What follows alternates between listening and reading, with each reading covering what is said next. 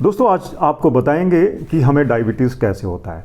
जब तक हमारी फैट, लीवर और सेल्स के बीच में तालमेल बना रहता है तब तक हमारे ब्लड ग्लूकोज लेवल्स स्थिर रहते हैं। लेकिन जैसे ही ये तालमेल बिगड़ जाता है हमारे शरीर में ग्लूकोज जमा होने लगता है, हमारे खून में जमा होने लगता है और हमारा ब्लड ग्लूकोज लेवल भी अस्थिर हो जाता है, इम्बैलेंस हो जाता है। और आपको बता दें कि जब इन तीन चीज़ों में असंतुलन हुआ तो उसे हम कहते हैं इंसुलिन रेसिस्टेंस। इंसुलिन रेसिस्टेंस जब पैदा होती है तो हमारा स्वास्थ्य खराब होने लगता है।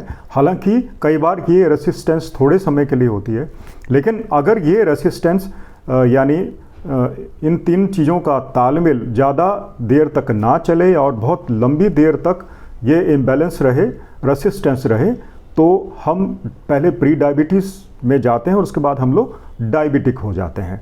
अब जो इंसुलिन है उसकी रेसिस्टेंस का मतलब है कि हमारी कोशिकाएं नहीं खुली। जब इंसुलिन ग्लूकोज लेकर गया तो उसने उसको स्वीकार नहीं किया, और जब उसको स्वीकार नहीं किया तो या तो हमारे शरीर में जमना शुरू हो गया।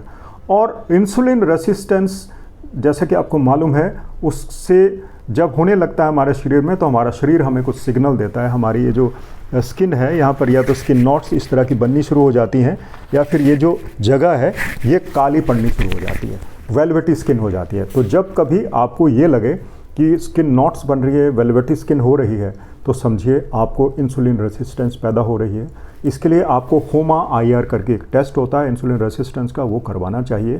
फिर आपको मालूम चल जाता है कि आपके अंदर इंसुलिन रेसिस्टेंस है, और फिर आपको सावधान रहने की ज़रूरत है, क्योंकि जब आपको मालूम हो गया कि आपके भीतर इंसुलिन रेसिस्टेंस चल रही है तो आप अपने जीवन शैली में, अपने लाइफस्टाइल में, अपने खाने पीने में और अपने वर्जिश में, अपनी एक्सरसाइज में आपको तेज़ी लानी चाहिए। अपने आप को संतुलित रखना चाहिए, क्योंकि आप प्री डायबिटीज़ होने से पहले अगर सब चीज़ें संभाल लेते हो तो आप डायबिटीज़ के जंजाल में नहीं फंसोगे। क्योंकि एक बार अगर आप प्री डायबिटिक हो गए और आपने अपने आप को नहीं सुधारा तो आपको डायबिटीज़ में जाने से कोई नहीं रोक पाता। और एक बार आपको डायबिटीज़ हो गई तो फिर आपका, आपके शरीर का, आपके हार्मोन्स का सब कुछ असंतुलन बनने लगता है और आपका पूरा का पूरा जीवन इन समस्याओं से घिर जाता है। तो इसलिए ज़रूरी है कि आप इंसुलिन रेसिस्टेंस से बचें। अगर आपके शरीर में किसी कारण से इंसुलिन रेसिस्टेंस हो रही है तो उसका पता लगाएं, अपना इलाज शुरू करें, अपना ध्यान रखें।